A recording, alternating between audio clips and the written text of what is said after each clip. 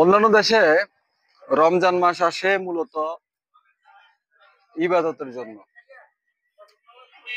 আর আমাদের দেশে রমজান মাস আসে মূলত ব্যবসায়ীদের জন্য।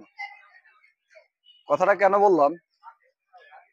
রমজান মাসের প্রথম 10 দিনে আমাদের দেশে এই যে তরমুজ ব্যবসায়ী, এই যে তরমুজ দেখতেছেন, তরমুজ, লেবু এবং শরবত জাতীয় যে জিনিসগুলো, এই ব্যবসায়ীরা প্রথম 10 দিন ব্যবসা করে।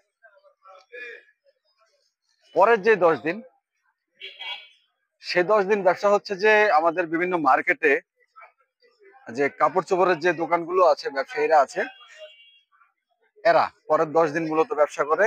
এই মানুষগুলো হাজার হাজার টাকা লাভ করে, ব্যবসা করে। মাঝখান দিয়ে যারা ভোক্তা, যারা কিনে খায়, তাদের কিন্তু পিঠের চামড়া থাকে না।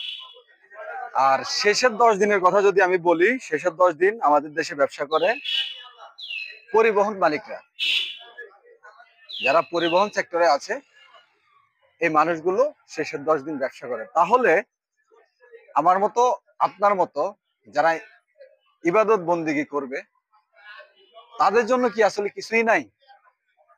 দেখেন, মিডল ইস্টের কান্ট্রিগুলো, বিশেষ করে শুধু মিডল ইস্ট না, যেসব দেশে আপনার মুসলমানের সংখ্যা কম, ইউরোপ, আমেরিকায়, সেসব দেশেও রমজানের সময় কিন্তু আপনি দেখবেন যে রাস্তাঘাটে বিভিন্ন জায়গায় বিভিন্ন সংগঠন বিভিন্ন পণ্যের দামের উপরে ভ্যাট কমায় দেয়, অথবা কর কমায় দেয়, অথবা সেগুলো ছাড় দিয়ে দেয়।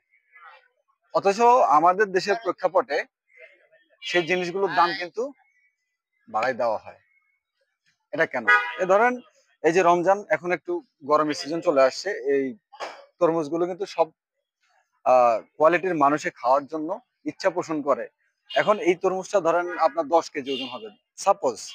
এখন যদি এই তরমুজটা 60 টাকা করে কেজি হয়, কত টাকা আসে? একজন মধ্যবিত্ত পরিবারের লোক কি এটা কিনতে পারবে, খেতে পারবে? পারবে না। অথচ সেম জিনিসটা মিডল ইস্টে টুকরো টুকরো করে বিক্রি করে 10 টাকা পিস, 20 টাকা পিস, মানুষের সুবিধার্থে। আচ্ছা, এই জিনিসগুলো আমাদের দেশে কবে হবে?